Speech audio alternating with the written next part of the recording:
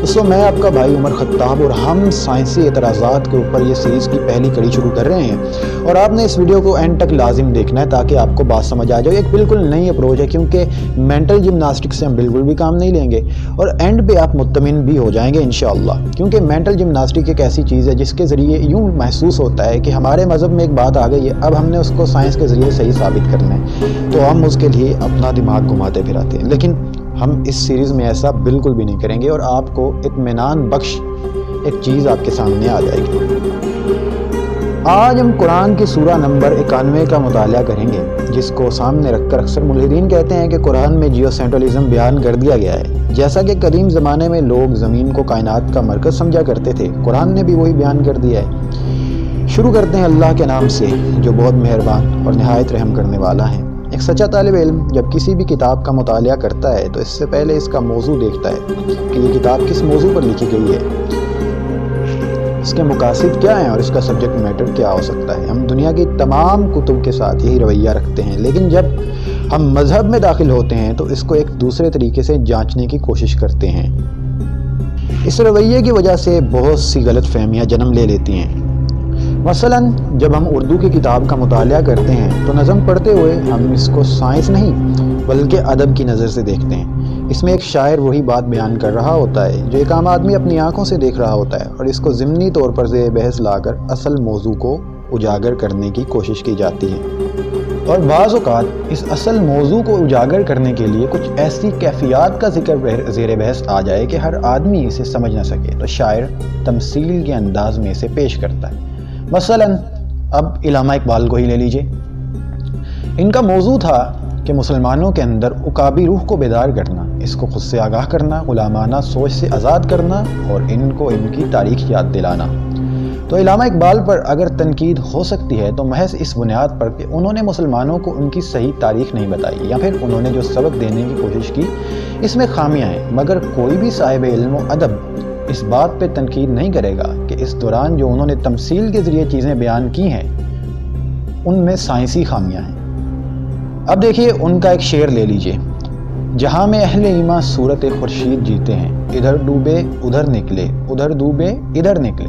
اس شعر کے اندر علامہ اقبال نے مسلمانوں کو مخاطب کر کے بتایا ہے کہ تمہاری تاریخ تمہیں غلامی کا درس نہیں دیتی، بلکہ تمہاری تاریخ گواہ ہے کہ جب تمہارے اوپر مشکل وقت آیا ہے تو تمہارے آبا نے کبھی ظالم و جابر کے سامنے سر نہیں جھکایا، اگر مارے گئے تو جام شہادت نوش کر گئے، دوسرے جہاں میں طلوع ہو گئے، اگر غازی ہوئے تو یہیں دنیا میں ان کا تخت مقدر ہوا۔ مگر اس شعر کو اٹھا کر کوئی بولے کہ علامہ اقبال نے سائنسی غلطی کر دی ہے کیونکہ خورشید تو کبھی طلوع ہی نہیں ہوا کرتا، نہ کبھی ڈوبا کرتا ہے، تو یقیناً ہم ایسے شخص کو پاگل خانے جمع کروا دیں گے، کیونکہ شعر کا مقصد سورج کی گردش نہیں بلکہ مسلمانوں کی تاریخ تھی، مگر جس چیز کو خوبصورتی سے پیش کرنا تھا تو اس چیز کو ضمنی بنائے استدلال بنا لیا گیا، کیونکہ اس چیز کو ہر انسان اپنی آنکھوں سے روز دیکھ سکتا ہے۔ اسی طرح اگر ہم نے مذہب کو سمجھنا اور پرکھنا ہے اور اس کو علمی لحاظ سے چیلنج کرنا ہے تو ہمیں پہلے یہ دیکھنا ہوگا کہ مذہب کا موضوع کیا ہے اور وہ کن سے مخاطب ہو رہا ہے۔ ظاہری سی بات ہے کہ مذہب کا موضوع ہدایت ہے اور ہدایت میں عقائد، اخلاق، ایمان زیر بحث آتے ہیں۔ ان عقائد کی درستگی کے لیے بعض اوقات جب گفتگو کی جاتی ہے تو اللہ رب العزت ان فینومیناز کو جنہیں ہم اپنی آنکھوں سے دیکھا کرتے ہیں ان کو ضمنی طور پر بنا استدلال بنا لیتے ہیں اور استدلال قائم کرتے ہیں کہ جس سے ایک نہایت خوبصورت انداز سے بھی بات ہو جاتی ہے اور اصل پیغام جو کہ ہدایت سے متعلق ہوتا ہے وہ بھی مخاطبین تک پہنچ جاتا ہے۔ مگر اس چیز کو جو کہ ضمنی طور پر اصل مدعے کی دلالت کے لیے تمثیلی طور پر پیش کی جا رہی ہوتی ہے، اس کو لغوی معنی میں بھی لے جائیں تو بھی غلط نہیں ہوتی، کیونکہ نازل کردہ کتاب اللہ رب العزت کی، مگر ایک سچا طالب علم کبھی بھی ضمنی تمثیل کو زیر بحث نہیں لاتا، کیونکہ وہ جانتا ہے کہ اس جگہ موضوع یہ نہیں ہے بلکہ یہ تمثیل کا بیان ہے۔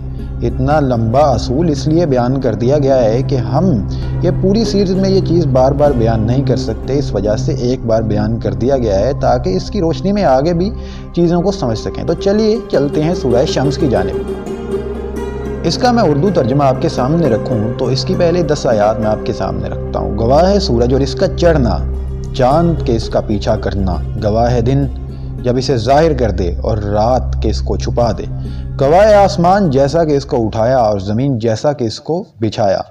गवाह है इंसान जैसा कि इसको संवारा, इसके अंदर शऊर इल्हाम कर दिया नेकी का और बदी का। इसी तरह जो इसको संवार लेगा वो फलाह पा जाएगा, जो इसे खाक में मिला देगा वो रोज़े आखिरत नामुराद हो जाएगा। अब इन आयात के मौजू को एक लम्हे के लिए एक तरफ रख दें और फिर देखें तो क्या महसूस होगा। यही कि नाउज़ुबिल्लाह मुसन्निफ ज़मीन पर बैठकर मुशाहिदा कर रहा है और इसको लगता है कि चाँद सूरज के पीछे जाता है, और इसको लगता है कि सूरज दिन की वजह से रोशन होता है और रात की वजह से छुप जाता है। उसको ये लगता है कि आसमान कोई मादी छत है और ज़मीन बिल्कुल प्लेन और फ्लैट है। यकीनन अगर मौजू को ज़ेर बहस ना लाएं और साइंस को ही मौजू बना डालें तो नतीजा यही निकलेगा। इन सब आयात को एक जगह रख लें तो आइए हम आपको मौजू समझाते हैं।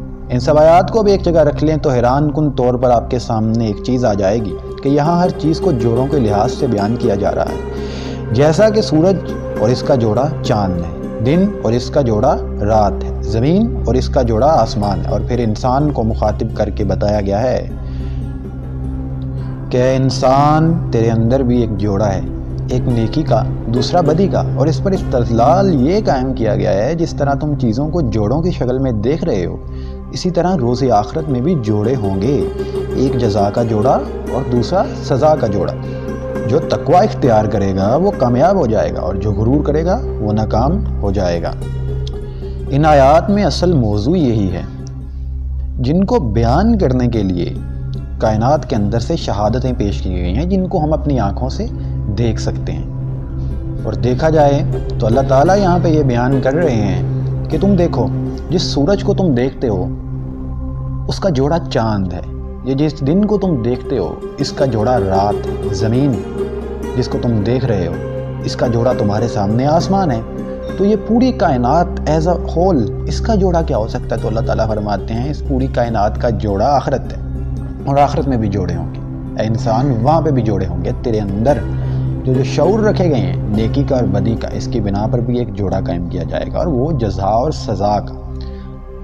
और यहाँ पर यही मौज़ूए कलाम है जिसको पेश करने के लिए मुशाहिदाती दुनिया से ज़िमनी शहादतें दी गई हैं, और इसको इस खूबसूरत तर्ज से लिंग्विस्टिकली बयान कर दिया गया है। एक तो इस खूबसूरती से इस्तदलाल कायम किया गया है कि जो कि हमारी जमालियाती हिस्स को लर्जा कर रख देता है, और जो जोड़ों का इस्तदलाल कायम किया गया है वो हमारी अकल को हिला कर रख देता है। और ये इस्तदलाल आखिरत के हवाले से किया गया है। बात वहीं पर आ गई कि आखिरत ज़ेर बहस है।